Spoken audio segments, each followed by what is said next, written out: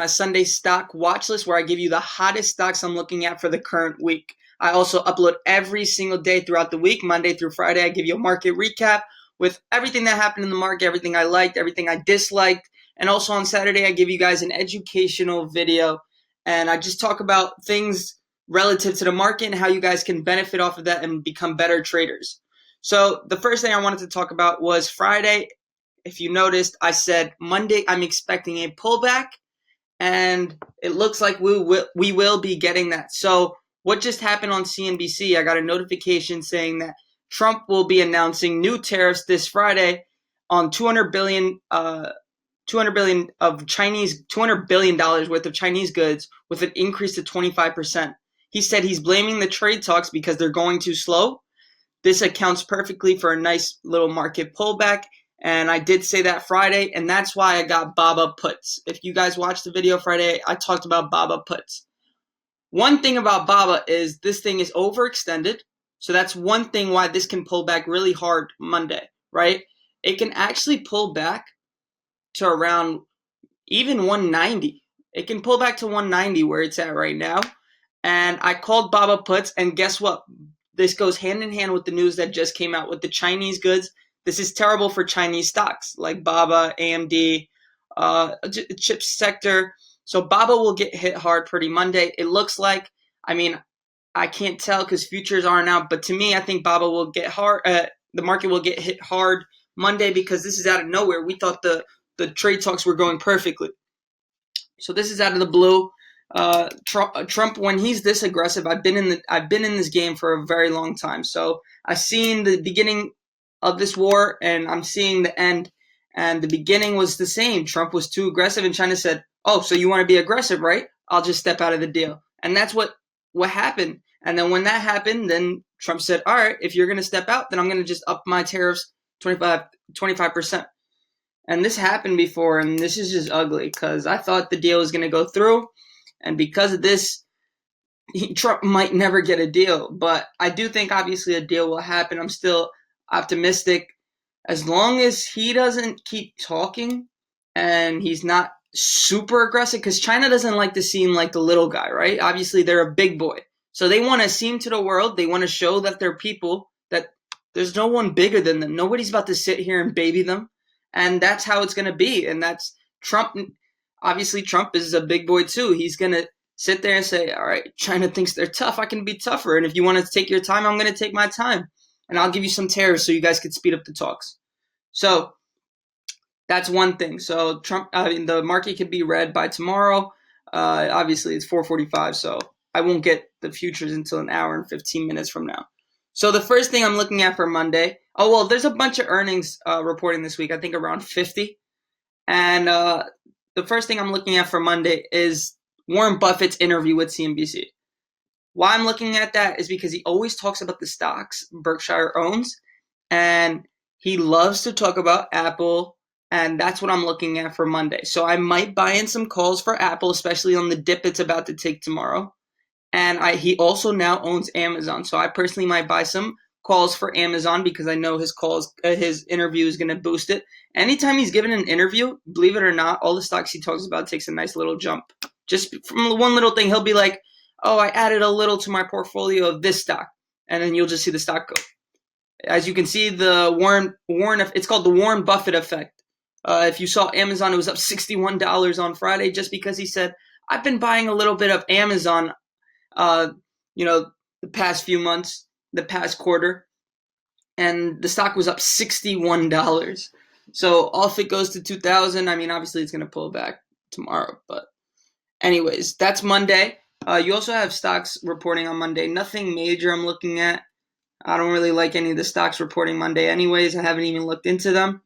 The second thing I want to talk about is Wednesday. We do have some nice big companies reporting. So the first thing I want to talk about is Disney.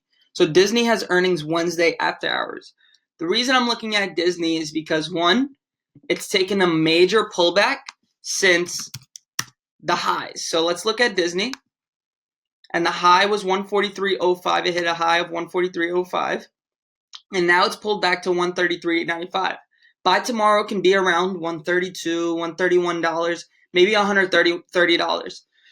The reason I'm looking at that is because now that it's down $10 from its highs, and it's probably going to be around $11, $12 by tomorrow from its highs, maybe we can buy some Disney calls.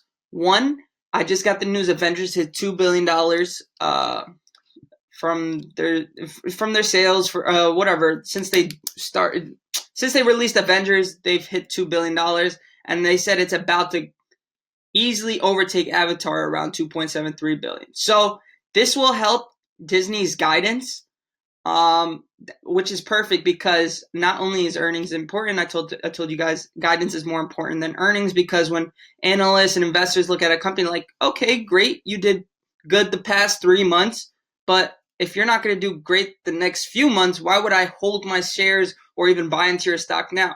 So guidance is always important, and maybe Wednesday they can show investors why they're worth $140. So I'm looking at Disney calls for their earnings.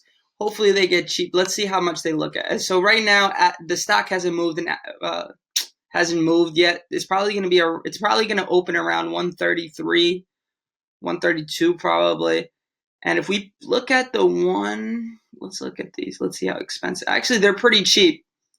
So yeah, I would be looking to buy calls for Disney since they're so cheap. I'd be looking at them. It's probably going to move around 3-4% on earnings.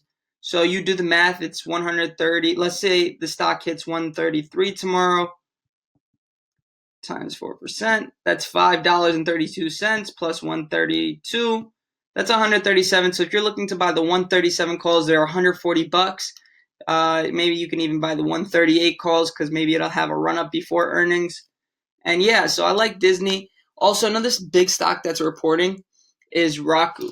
Also, Wednesday after hours.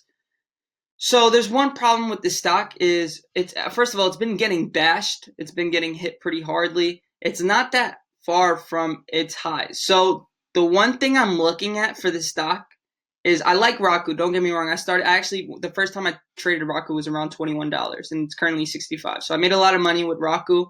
But the thing I want to talk about is this double top right here. So you do have a double top in Roku, and that's pretty dangerous. Also, it's kind of overextended on the RSI, but it's known for being overextended, and it could stay overextended for a while, just like how Disney, you can see a lot of overextensions over here. That doesn't really matter for Roku. So another thing is the momentum SMA.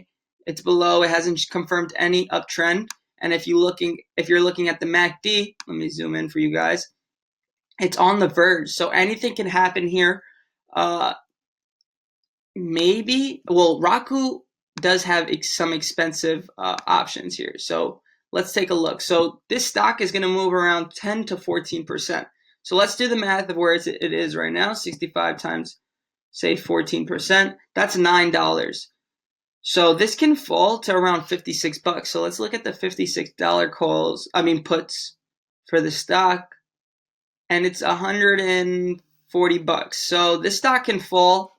It is pretty decent. It's not too expensive and it's not too cheap. It's $140 for some puts. So I like the stock. I would be buying calls if I didn't see the double top, but I do see a double top, and that means there's a higher risk than usual. So you can see this double top right here. And yeah, so Roku's a major one. We can be looking at some puts with this stock.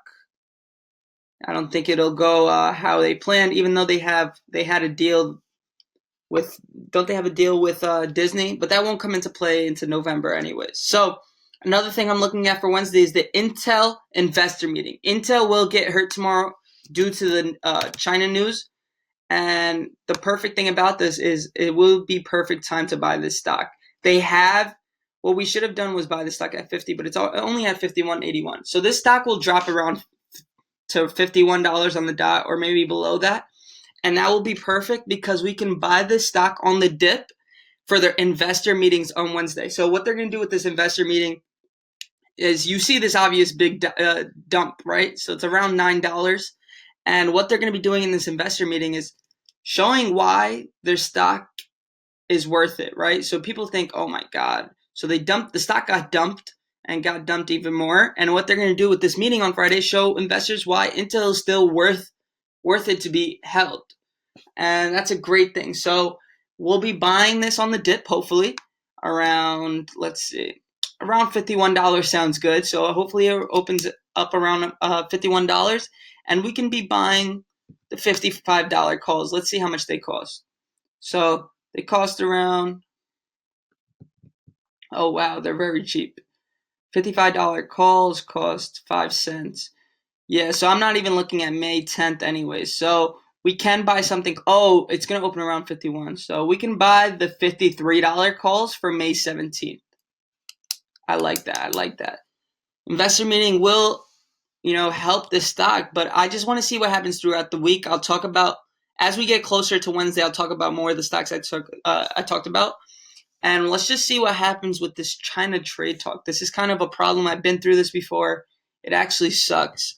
And the last thing I want to talk about for this week is the Uber IPO. It comes out Friday.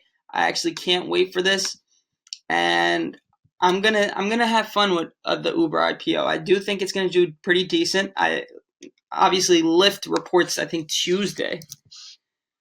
Lyft has a serious problem. Investors aren't buying like they promised. They said they would buy at the IPO, and yeah, since this stock came out, it's been on the long dip. So it has rebounded from the $54 range, and maybe it will bounce on Tuesday, where they can show investors why this stock is worth the own. And it's too early for me to even look at the charts, so I can't look at the charts and base it off anything.